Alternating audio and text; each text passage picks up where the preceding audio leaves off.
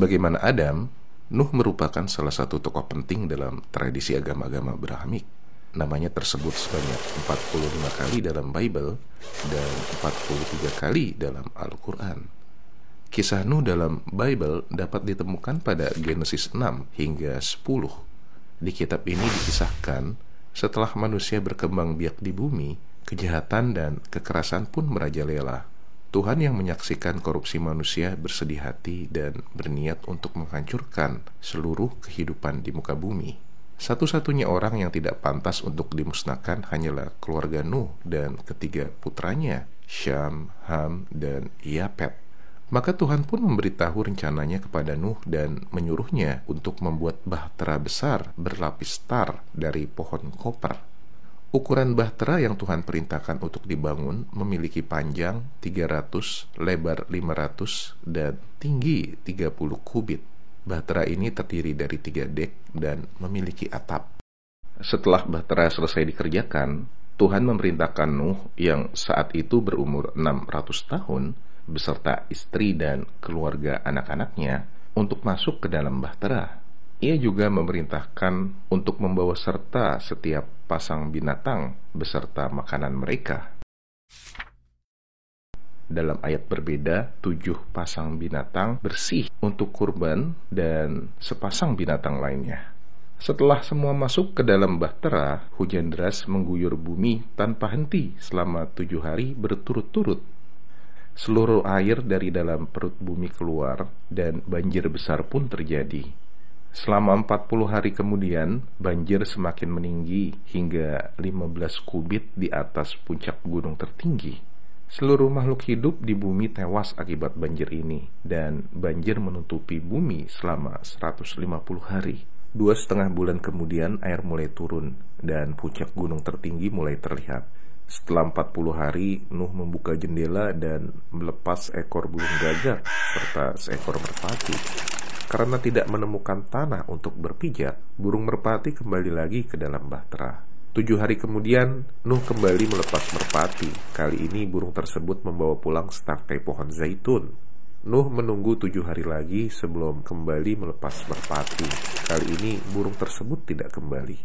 Setelah lebih dari 10,5 bulan, banjir pun surut.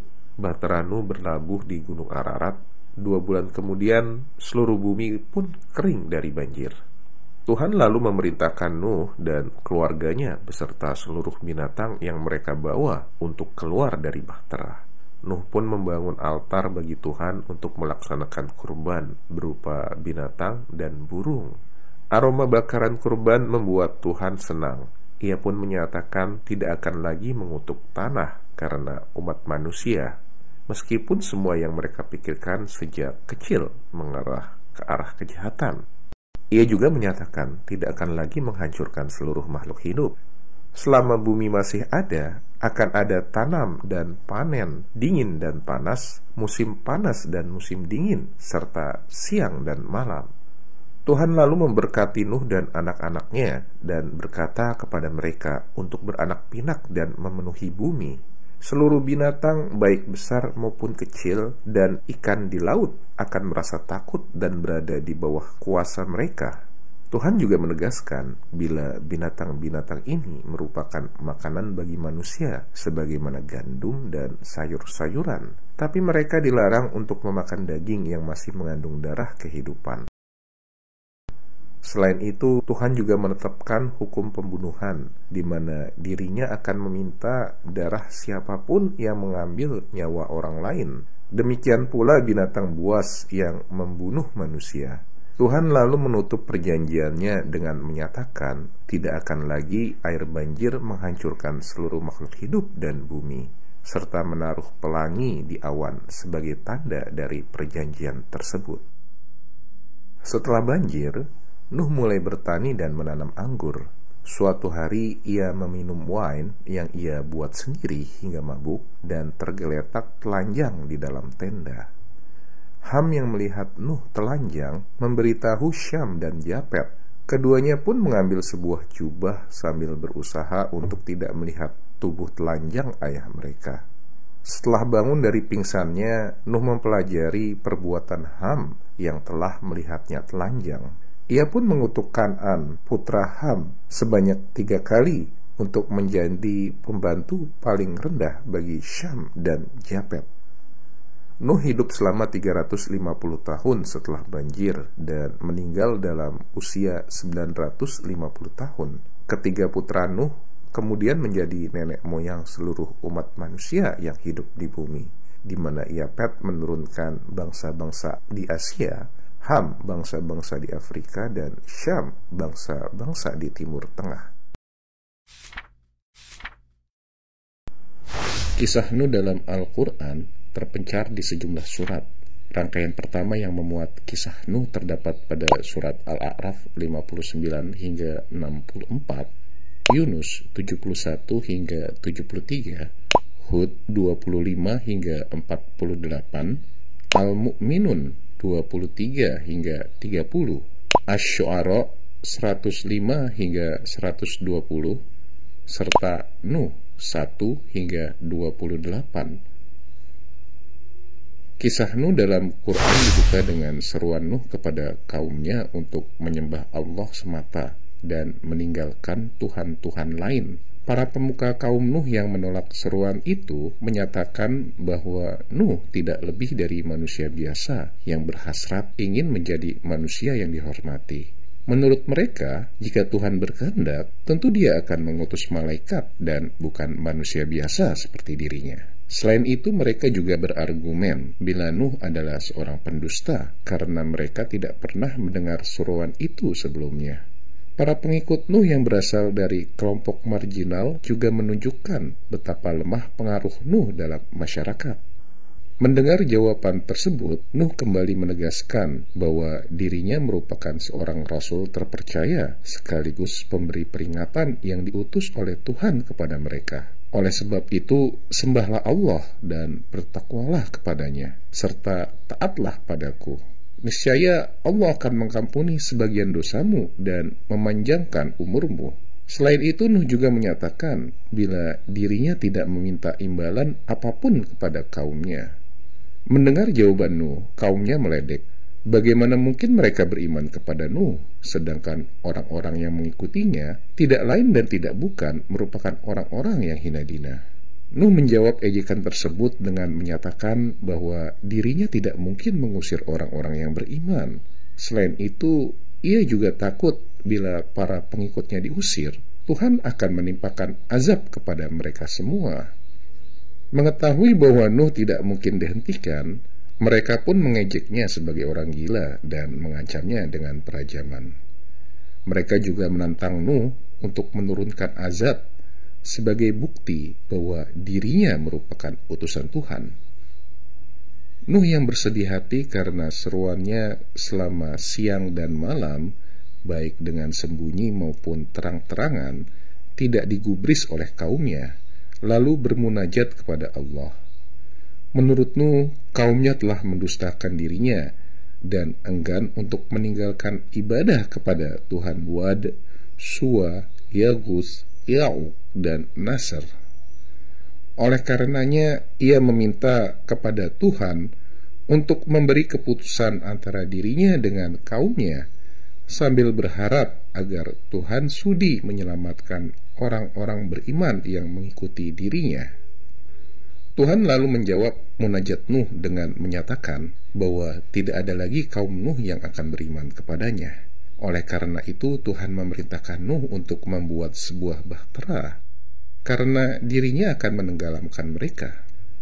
Nuh pun melaksanakan perintah Tuhan untuk membuat sebuah bahtera.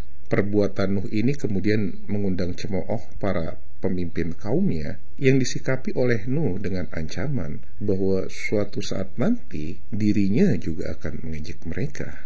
Setelah selesai membuat bahtera, Tuhan memerintahkan Nuh untuk memasukkan sepasang binatang dari setiap jenisnya serta keluarga dan para pengikutnya yang beriman ke dalam bahtera.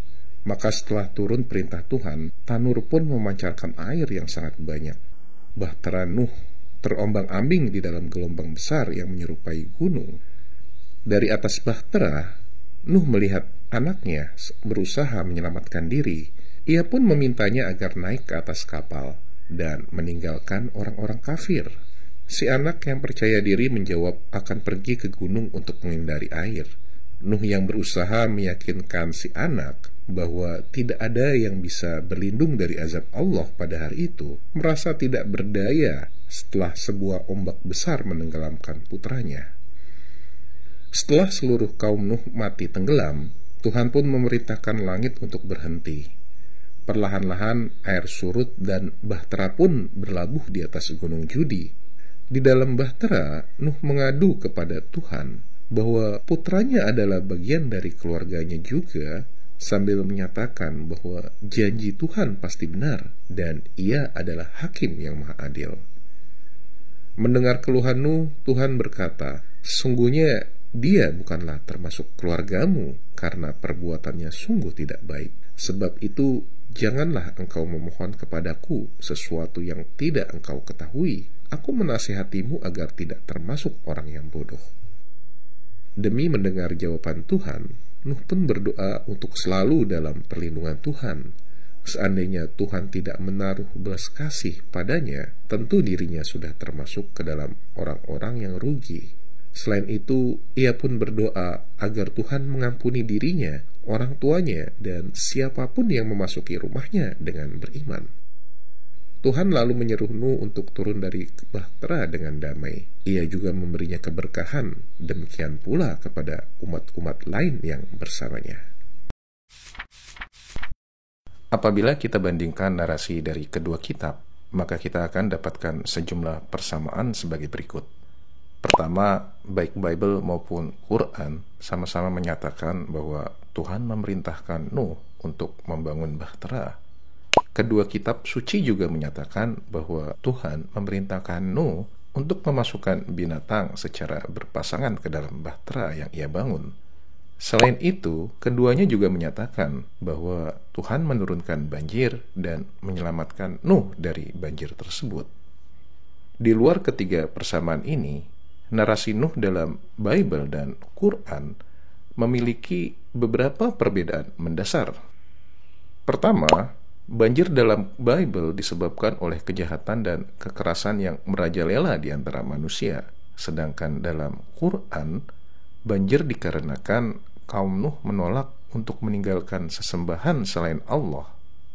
Dalam Bible, inisiatif banjir sepenuhnya berasal dari Tuhan. Sedangkan dalam Quran, banjir datang setelah Nuh bermunajat karena kaumnya tidak lagi mendengar seruannya.